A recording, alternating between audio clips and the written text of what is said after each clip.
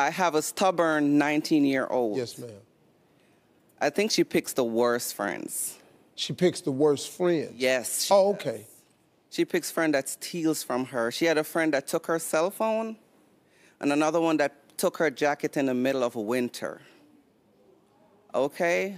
So she doesn't listen really to me, but I'm trying to tell her that these are not her friends, and it's kind of stressing me. I'm to the point where I'm here for you to talk to her. That's a common problem. Is she here? Yes, Steve. Oh, that's her? Stand up, look, Steve. baby. Yeah. She a cutie pie, too. Very opinionated, very opinionated. You 19, baby? Yes, sir. Yes, ma'am. You think you know everything? I want you to watch this video. It's a clip from Steve Harvey's show, Hey Steve, where he answers questions. And just listen to this conversation he has with this mother and her daughter, teenage daughter, I think she's 19. And it's a challenge that many parents, I'm sure, who have teenagers as kids can relate to.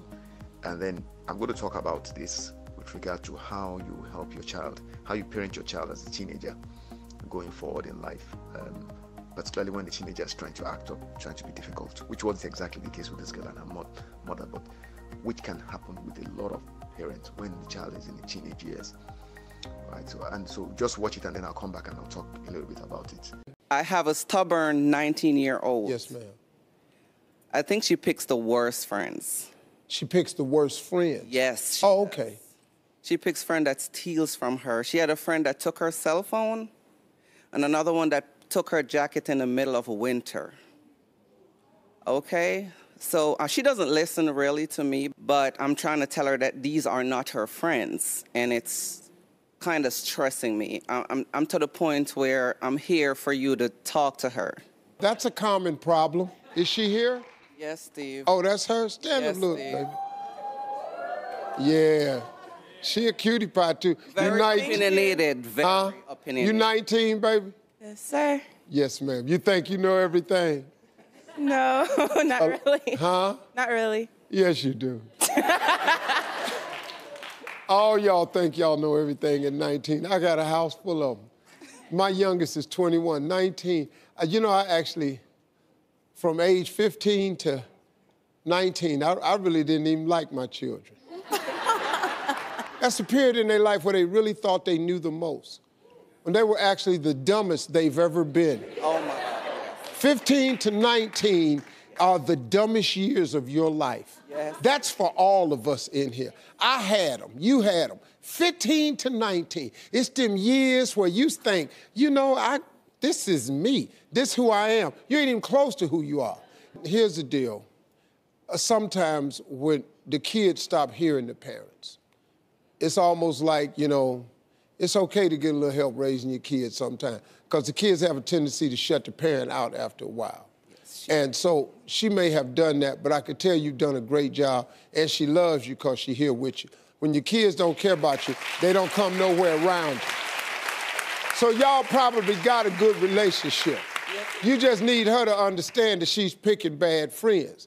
And the reason a person repeatedly keeps picking bad friends is because your goal ain't to have a friend. Your goal is to say you somebody's friend. Now, if you want to just walk around saying you somebody's friend, you can form relationships all day and find out ain't none of them friendly for you. So if you got a friend that's stealing from you, listen to me. That's not your friend. Why you hang with these people, baby? I don't go up to people and think they're bad, so I don't know. Oh, so you know, you see the good in everybody as soon as you meet them. How that's working? Not really good so far. Here's a philosophy. This is the way I treat people. When you come up to me, I'm automatically cool with you. I mean, as soon as we meet, we just okay. We cool. We not friends. We ain't close. We just okay. If you cordial to me, I promise you, I'm gonna be cordial right back to you. Now, if you're a little snippy with me, I try to move on, but you only get 2 snips at the dog now.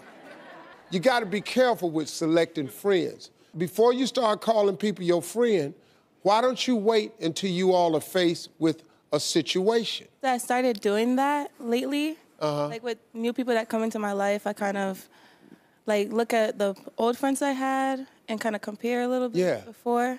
So I'm starting to work on it. Do you know you're actually fine by yourself? Yes. You know. And your other problem is you're clearly following when your mother raised you to lead. That's a very, very real thing. And I have to remind my children of that all the time. You were not raised by me to follow. You were raised to lead. It's two people born in the hospital. It's people that born in the hospital that's gonna need a job. Somebody got to be in the hospital that's passing out jobs. I try to raise my kids to get into pass out the job business, because that way you'll always be working. Now, there's nothing wrong with you for having a job, because I have some great employees that if I didn't have, I wouldn't be in this position today. And a lot of them working in their gift. If numbers is your gift and you my accountant, if you love the legality and courses and you my lawyer, you living in your gift. But the problem I want you to do is I want you to just think about yourself before you think of everybody else. It's okay. Self-preservation is one of the keys to survival. And if you don't start looking at yourself first before these people can come in and get a chance to take advantage of you because you're a really nice person, that's just the father in me talking right now.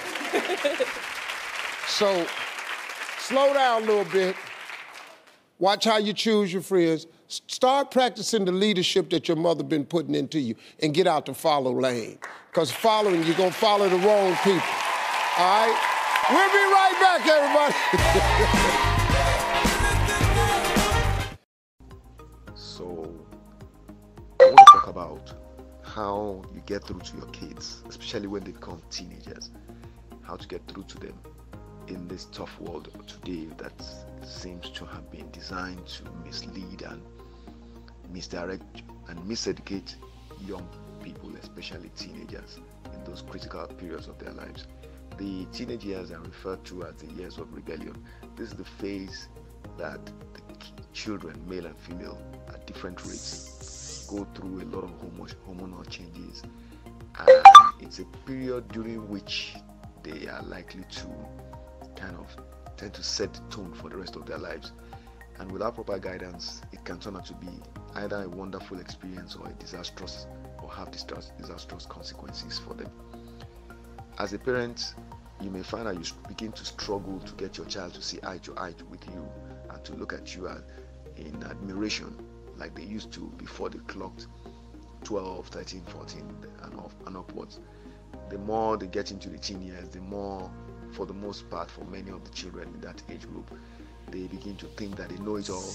Like Steve Harvey said, the teenage years are the dumbest years, and I truly agree with him. And if a child does not discover his or her purpose early in life to go through the teen years with some sense of useful direction, then his or she is likely to be influenced a lot by their peers, because that's what tends to happen. A lot of peer pressure happens during the teen years. And so if you as a parent don't get to grips with what's going to be influencing your child, you may actually lose control and find yourself wondering what happened, because the lovely little child you knew before he or she clocked 12 would have suddenly been transformed into a totally unrecognizable pre-adult individual. And it's how you handle that period, because it's not about you getting tough and then giving law, passing down what's it called now, ultimatums for the child. That's not what's going to do it for the child. You're going to have to find a way to get into the child's head. I'm telling you this, when two parents are not on the same page, when you don't share the same worldviews, it's going to likely become a very terrifying experience for the young person that has to live under the same roof with the two of you. And so it's very important to choose right when you're choosing a spouse. The results we all achieve with the children that listen to us will let the world see what the difference is, and the children will be able to look back and decide. You know, you want to have a situation in which you are able to speak with your child with one voice, you and your partner. Whether you're together or not is immaterial. If both of you love that child, what you'll be saying to the child will be something that will enable him or her make the most of the God-given potential that you know she or he has been given and gifted with. So like I said, you have to get into your child's head. And if you're a single parent, I guess you could say it could be easier. It all depends. But the most important thing is let the child feel that you truly have the best interests of him or her at heart. Now, that can be difficult when you're telling the child no to something the child says he wants to do or she wants to do. But like I said, the best way is get into her head. So how do you get into the child's head? Find out what the child is passionate about. So if you've been doing your job well before the child got to the teen years, it's likely that you've pushed the child. If you have anybody following my stuff, you know I always encourage and challenge people to look at their child and find out what is the child naturally gifted at, what's the child's talents, what the child's natural abilities, what is the thing that excites the child that the child is willing, in fact that excites any human being, that they are feeling, that they are willing to do even when nobody's rewarding them, and they love doing it and never get tired of doing it or talking about it. That thing is what you should encourage the child to do more of.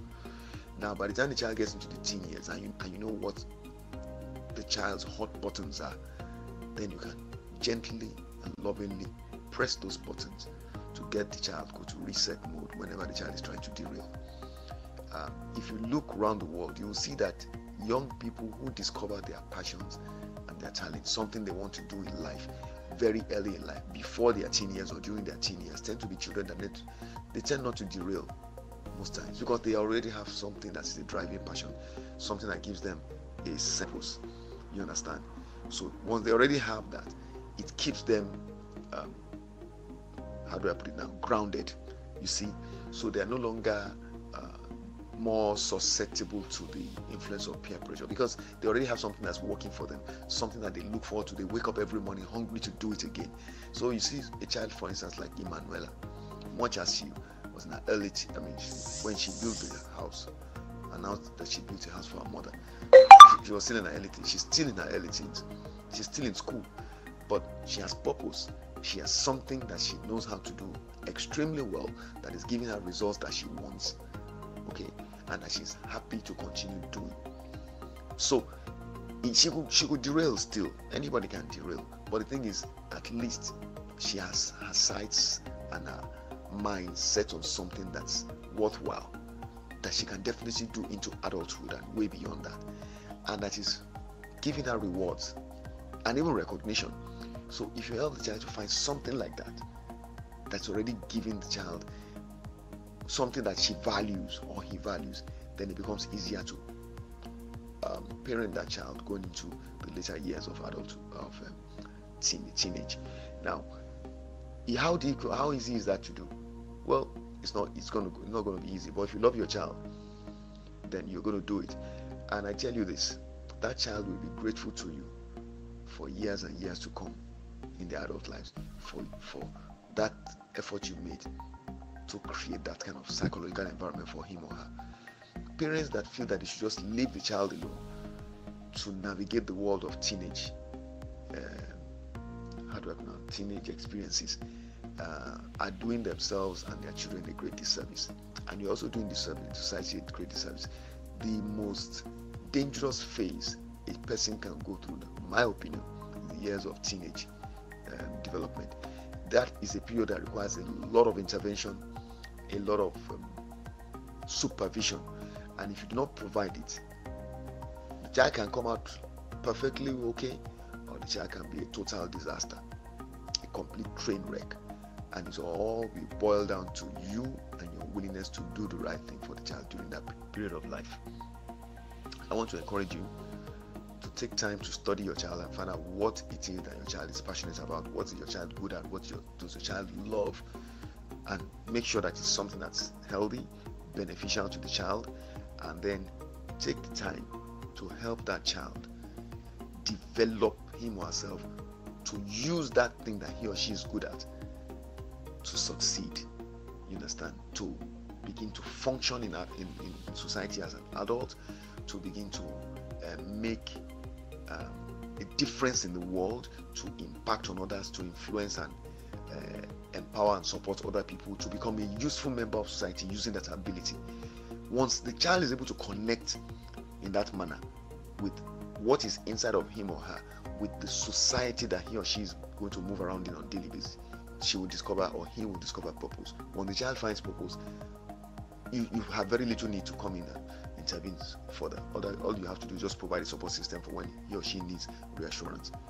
Think about this and put it to use. If you have any questions, reach out to me using the contact details on your screen. I wish you well.